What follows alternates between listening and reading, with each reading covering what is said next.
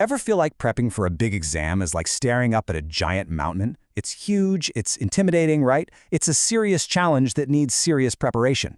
But what if you had a map? Well, in this explainer, that's exactly what we're going to do. We're going to turn that daunting mountain into a clear, manageable journey one step at a time.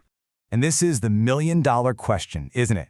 The world is just so competitive, you've got distractions coming at you from every direction, and the pressure is definitely on.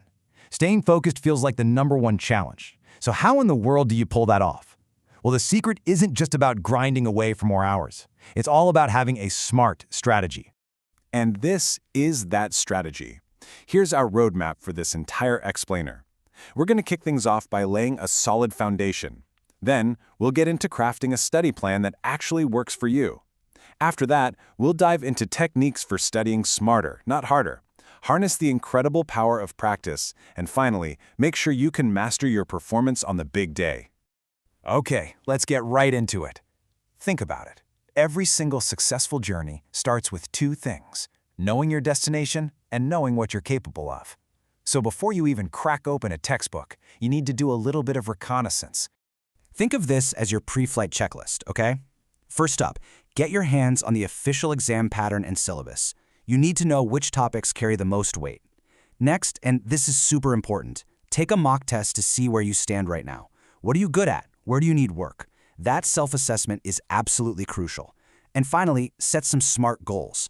Don't just say, I'll study. No. Say, I am going to finish this specific chapter and solve 20 practice questions by Friday. See the difference? All right, so you've got that foundation firmly in place. Let's move on to building your actual routine. Now that you know what you need to study, the next big piece of the puzzle is figuring out how and when. A solid structured routine is what separates steady, consistent progress from just chaotic, last-minute cramming. So here's a sample of what that could look like. Now, don't get hung up on the exact times. This isn't set in stone. The key takeaway here is how balanced it is. You've got dedicated time slots for learning new concepts, for practicing questions, and of course for revision. Think of this as a template.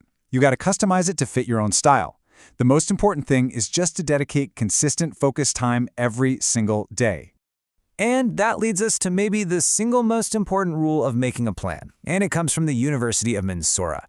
A plan is completely useless if you can't actually stick to it. You have to be realistic with yourself. It is so much better to consistently study for 6 focused hours a day than to plan for an insane 16 hours and then burn out after just 2 days. Set daily targets you can actually hit. Okay, this next part, this is a total game changer. The goal isn't just about putting in the hours. It's about making every single one of those hours count. And believe it or not, there are science-backed methods that can dramatically, and I mean dramatically, improve how much you learn and remember. Just think for a second about how we usually study. We've all been there, right? That late-night cram session before a test. You pull an all-nighter, and yeah, you might remember it for the exam the next day. But a week later, poof, it's gone. The opposite of that, the smart way, is something called spaced presentation. It's where you study a topic in shorter sessions, but spread out over time. What's happening here is a super powerful psychological principle called the spacing effect. When you space out your study sessions, you're actually forcing your brain to work a little bit harder to recall the information. And it's that little bit of effort that really cements it, encoding it deep into your long-term memory. It's honestly one of the most reliable findings in all of cognitive psychology. Want another awesome technique for making your studying stick? It's called the SQ3R method. It sounds kind of technical, but trust me, it's super simple, and it turns passive reading into active learning. First, you survey the chapter. Just skim it. Then turn the headings into questions. Next, you read to find the answers to your questions.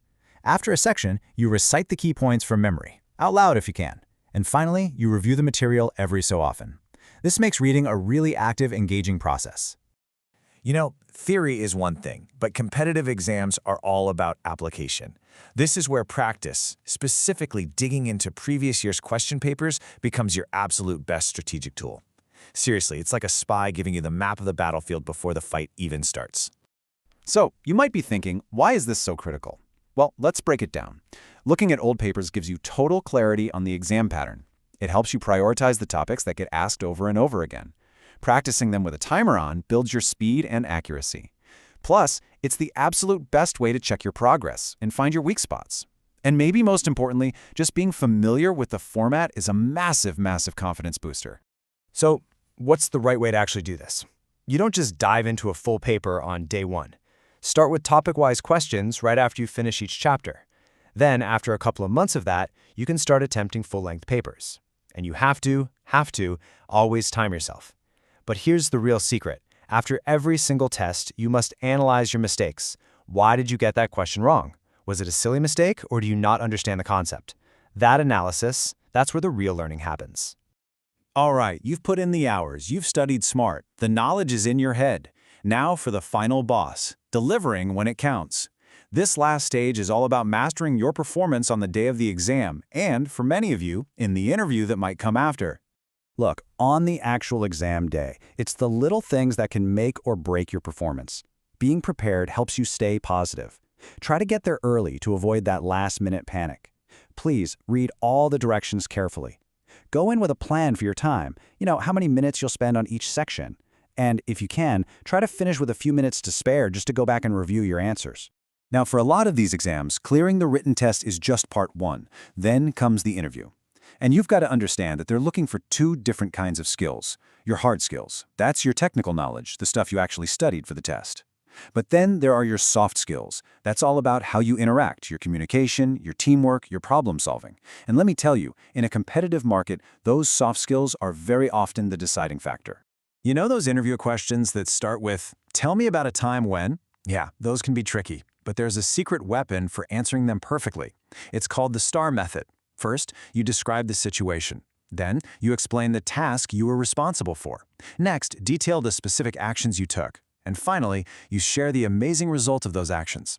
This simple structure helps you tell a clear, powerful story that really shows off your skills. And I want to leave you with this one last thought. It's a piece of advice that really gets to the heart of studying smart. Real success isn't about just scratching the surface of a ton of material. It's about achieving deep, deep mastery of the core concepts. So as you move forward, which single idea from this whole explainer are you going to focus on mastering first?